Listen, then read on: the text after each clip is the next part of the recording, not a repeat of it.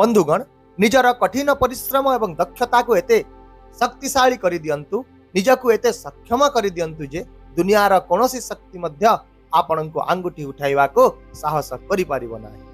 नमस्कार बंधुगण, आपण मानंको समस्तंको आपणक निजस्व चैनल ज्योतिष दर्पण को मोर हृदयर सहित स्वागत करूछि।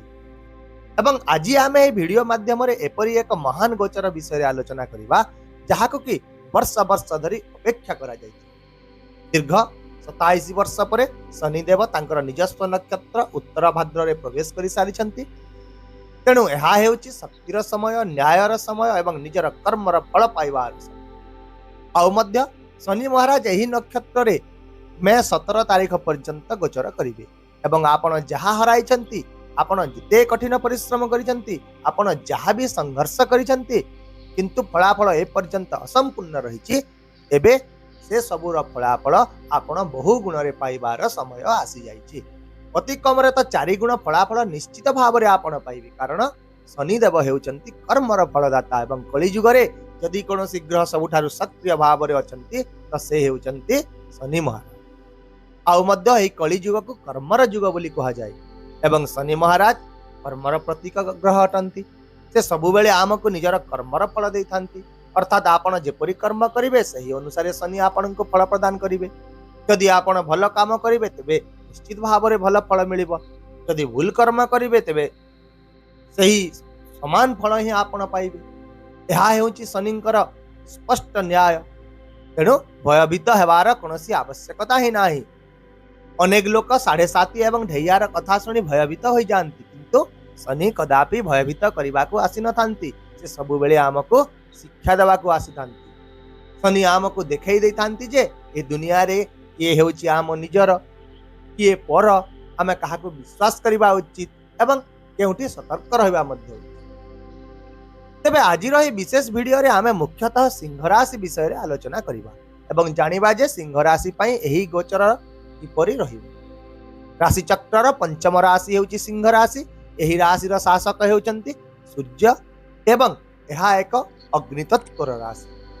स्वभाव रे माने बहुत पराक्रमी, साहसी, लीडर कैपेसिटी एवं सक्रिय होता।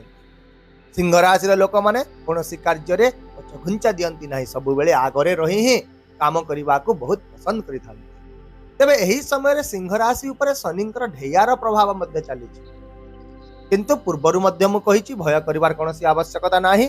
यदि आपनक कुंडली रे शनि शुभ स्थिति रे रहिचंती तेबे एही समय आपनकु आहुरी आगकु नै जिवि, किंतु यदि आपनक कुंडली रे शनि पीड़ित अवस्था रे अछंती, आपण निज काम रे बारंबार बाधा देखुछंती, पदोन्नति अटकी रहुची, टंका अटकी रहुची एवं संपर्क गुड़िक तिक्त रहुची, तेबे आपण निश्चित भाव रे प्रतिकार करंतु। केवल बसिकी अपेक्षा करंतु नाही। शनि निजे ही आपण को कठिन परिश्रम कराइबे, आपण को निष्क्रिय होई बसिबा को देबे नाही। आउ मध्य शनि जणे गरीब को राजा एवं राजा को दरिद्र मध्य करि पारंती। सबु किछि निजर कर्म उपर निर्भर करि। तेणु यही गोचर रे आपण सदा सर्वदा चेष्टा करंतु निजर कर्म सच्चोट हिसाब रे करिबा पई। एबे आसंतु शनिंकर एही गोचर फल विषय रे आलोचना करिबा। वर्तमान समय रे शनि आपणकर अष्टम घरे गोचर करूछंती। अष्टम घर हेउची हठात घटना गुड़िकर घर। एहा पूर्वरु आपण निजे अनुभव करथिबे जे आपणकर काम गुड़िक मझिरे अटकी जाउची। काहाको ऋण दैछंती किंतु टंका आपण फेरस्त पाउ नाहंती। गवेषणा, विज्ञान किंबा अन्य कौनसी क्षेत्र में प्रयास करुछंती, हेले बारंबार बाधा विघ्नर सम्मुखीन होउछंती। इच्छा गुड़िक अपूर्ण रही जाउची।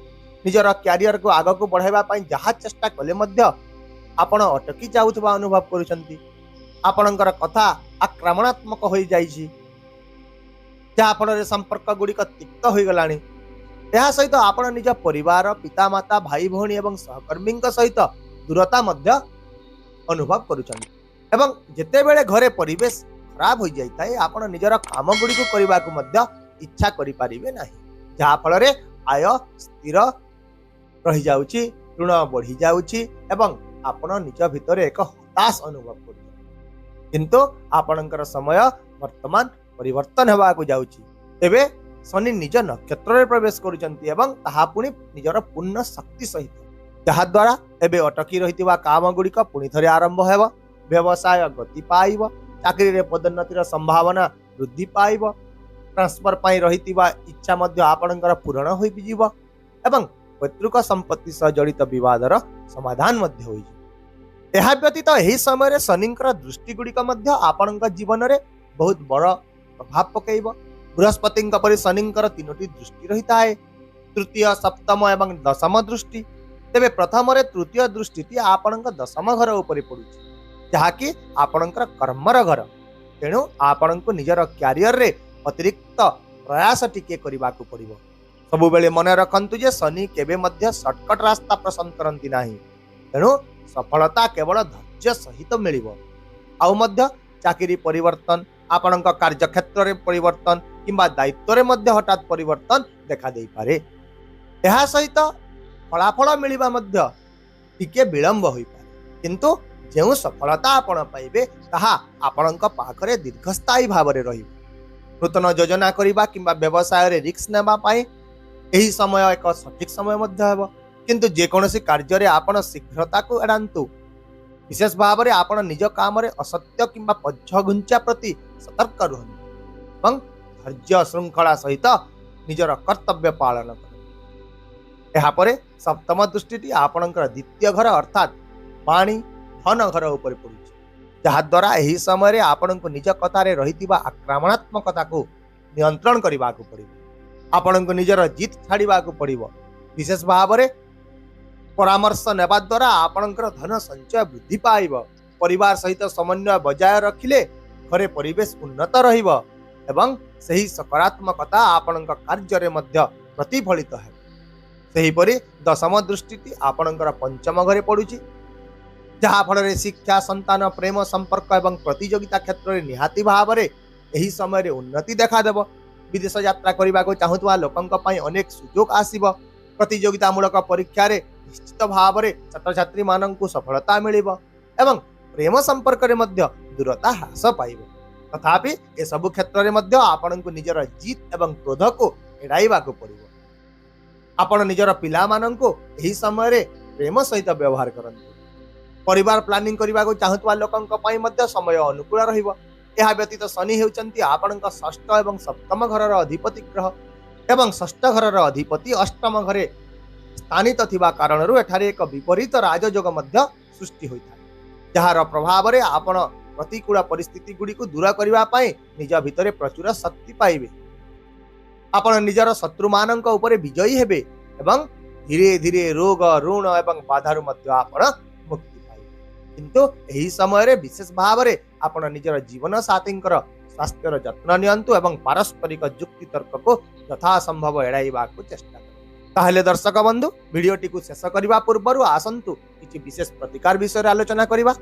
जेहेतु सूर्य हेउचंती सिंह राशि शासक ग्रह, तेणु प्रतिदिन सकाळ 9टा पूर्वरु सूर्यंक बीज मंत्र ओं ह्रां ह्रीं ह्रूं सह सूर्याय नमः गोटिए माला जप करंतु। शनिंक पाई संध्या समय ओं प्रांग प्रिंग प्रोंग सह शनिश्चराय नमः मंत्र गोटिए माला जप करंतु। असहाय लोकंकु सहाय्य करंतु, श्रमिक श्रेणीर लोकंकु आदर करंतु एवं गरीब और वृद्ध मानंकु सम्मान मध्य करंतु। ता सहित जेहेतु सूर्य पितांकु प्रतिनिधित्व करुथुवा ग्रह, तेणु आपण निजर पिता मातांकर सेवा करंतु, तांकु सम्मान मध्य करंतु। मने रखंतु एही समय आपणक पई एक परीक्षा एवं एक सुजोग उभय हेबो। तेणु आपण जेते अधिक काम करिवे आपण सेते अधिक पुरस्कार पाइबे, सेते अधिक उन्नति करिवे। आशा करुछि आपणक एही सूचनाटी आपणक जीवन रे निश्चित भाव रे मार्गदर्शक प्रमाणित हेबो। तेणु जदि आपण मोर एही मार्गदर्शन को अर्थपूर्ण मने करूछंती तेबे वीडियोटी को लाइक करंतु, शेयर करंतु एवं ता सहित चैनल को मध्य सब्सक्राइब करबा को भूलंतु नाही। पुणी देखा हेबा आउ एक नुआ वीडियो नुआ सूचना सहित। से पर्यंत विदाय दंतु। रहुछि। नमस्कार। जय जगन्नाथ।